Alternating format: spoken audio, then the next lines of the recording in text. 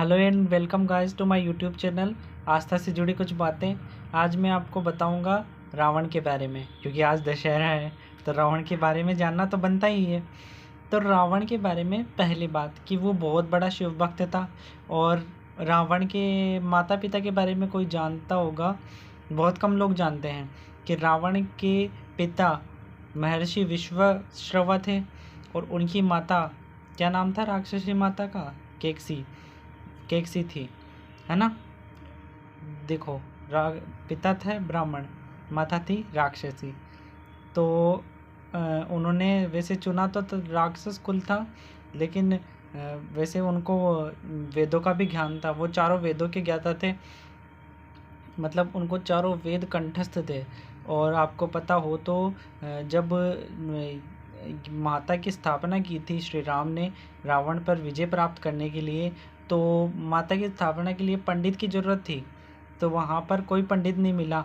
आखिर में उस भगवान श्री राम ने, जब भगवान श्री राम को जब पता चला कि रावण भी पंडित है, तो उन्होंने उसको रावण को बुलाया कि माता की स्थापना करनी है। तो रावण आया था और उसकी स्थापना की थी, और रावण से ही श्री राम ने विजय के लिए आशीर्वाद मांगा था, और रावण ने विजय का आशीर्वाद भी दिया था, है ना। ये बहुत कम लोग जानते हैं, और जो जानते हैं वो तो पता है ना। लाइक कर देना एक, और सब्सक्राइब तो करना ही है, ठीक है।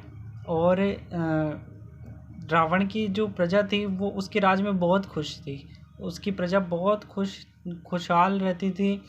और रावण की बीवी के बारे में पता है? रावण की जो वाइफ थी ना, मंदोदरी, वो अप्सरा थी और सती भी थी, आपको पता ही है ना।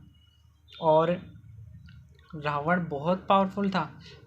इसका उदाहरण आपको पता है कि जब एक बार वो भगवान ये महादेव को लेने गया था लंका ले जाने के लिए, तो उसने सोचा कि क्यों ना इस कैलाश पर्वत ही लंका ले जाया जाए। तो उसने कैलाश पर्वत को अपने हाथों के नीचे से उठा लिया था, लेकिन भगवान शिव को क्रोध आ गया। इस वजह से उन्होंने अपना एक अंगूठा, पैर का अंगूठा नीचे ज़मीन में धंसा दिया, कैलाश की ज़मीन में। तो वो कैलाश पर्वत नीचे धंस गया और उसमें उसकी उंगलियां फंस गई थी। पता न कितनी पावर थी कि पूरा कैलाश पर्वत उठा लिया था। और फिर बाद में उसने ये क्या गाया था? शिवतांडव स्तोत्र, जो अभी चल रहा है। ये शिवतांडव स्तोत्र जो असली है वो लाल किताब में ही है। बाकी जो शिवतांडव स्तोत्र है वो मतलब इजीली बनाए हुए हैं। शिवतांडव स्तोत्र का निर्माण रावण ने ही किया था, कहा जाता है, हालांकि किसी ने देखा नहीं है।